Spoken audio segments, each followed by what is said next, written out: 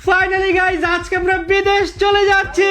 তো যা না বাড়া, এত ঢোল পিটানোর কি আছে? আমরা মিন্স আমি যাচ্ছি। I am so sorry to say ভাইয়া, আপনাকে নিয়ে যাওয়া হচ্ছে না।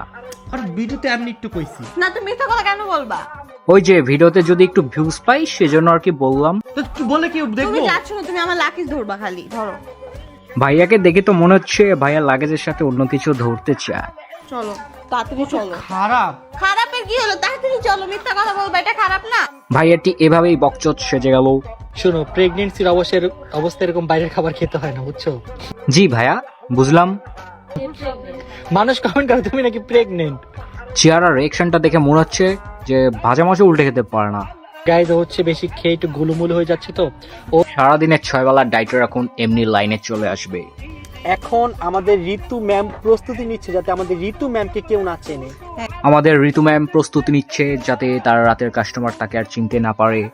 আমাদের ফ্যানগুলা হ্যাঁ, ওই যে কিছু বালছেরা ফ্যানগুলো আছে না, যারা এদের বালছেরা কন্টেন্ট দেখে। চোখের পাওয়ার। হ্যাঁ এখন ঋতু নিজেকে একটু হাইড করার চেষ্টা করতেছে।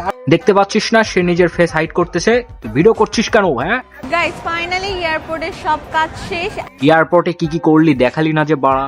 এখন যাব হচ্ছে গাড়ির কাছে, তারপর যাব হোটেলে। क्या ये क्या बक रहे हो मादरचोद? তো হোটেলে যাওয়ার জন্য পাগল হয়ে গেছি, কারণ আমি আজকে অনেক অনেক বেশি টায়ার্ড। যাই একটা ঘুম দিব। ভাইস্তারা, আমি একটু টায়ার্ড হয়ে গিয়েছি এডিট করতে করতে। আমি এখন একটু ঘুম দিব, রাত অনেক হয়েছে। Tata bye bye.